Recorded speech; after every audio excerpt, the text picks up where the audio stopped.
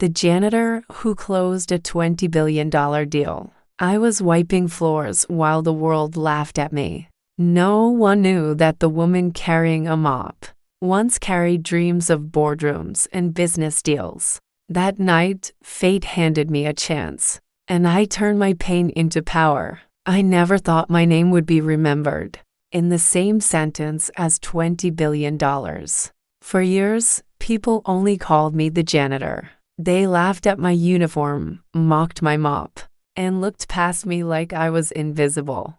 What they didn't know was that behind that uniform, I carried a degree in international business and a mind sharper than most of the men in suits. Life had crushed me with crisis. My mother's hospital bills, my brother's tuition, the debts. We lost everything. I was forced to take the only job available, cleaning offices at night. That's how I ended up in the skyscraper of Sheikh Karim Al Hassan, one of the most powerful Arab billionaires in the world. He never noticed me until one night. Fate turned my mop into a weapon of destiny.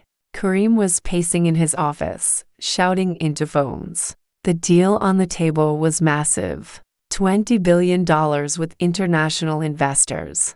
But the room was tense. His advisors whispered about mistakes, mistranslations, cultural gaps that could ruin everything. I was wiping the glass wall outside when I heard numbers, contracts, and clauses being thrown around. My heart raced. I knew exactly what they were doing wrong. It was a technical misinterpretation in the contract, something I had studied years ago in my MBA courses before life threw me into poverty. I stood frozen. Should I speak? I was just a janitor. But then, I thought of all the nights my brother cried from hunger, my mother's medicine bottles running empty, and the shame I carried every day. I stepped inside. "Excuse me, sir," I said softly. Everyone turned. The room fell silent. His advisors frowned, ready to throw me out. Karim's sharp eyes pierced through me. I swallowed my fear. The clause in Section 14, it doesn't mean what you think. It gives the investors the right to withdraw without liability. You're about to sign away everything. The men laughed. A janitor correcting billionaires? But Karim raised his hand. He looked at me, curious. "Explain." I took a deep breath and walked closer to the table. My hands trembled, but my voice stayed strong. I pulled out a marker and went to the whiteboard. I underlined the words in the clause, broke down the sentence structure, and compared it to real-life cases I remembered from my studies. I showed them how one wrong signature could sink the company, and how one small change could save billions. The room that once mocked me now leaned forward, listening carefully.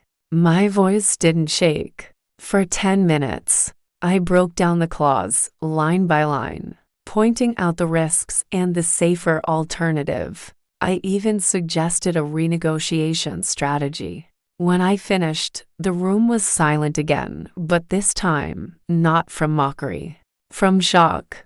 The billionaire leaned back in his chair, studying me as though he was seeing me for the first time. Then he called his lawyers. They checked, and to everyone's disbelief, I was right. Completely right. That night, Karim tore up the draft contract and rebuilt the deal using my corrections. Within hours, the investors agreed. He didn't just save the deal, he secured it. A $20 billion agreement signed under my words. When the investors left, Karim walked up to me. His voice was low but full of weight. "Who are you?" I smiled sadly. "Just the janitor." But he shook his head. "Not anymore." The next morning, my life changed. He summoned me to his office, not with a mop, but with a chair at the conference table. He announced me as his new strategic advisor.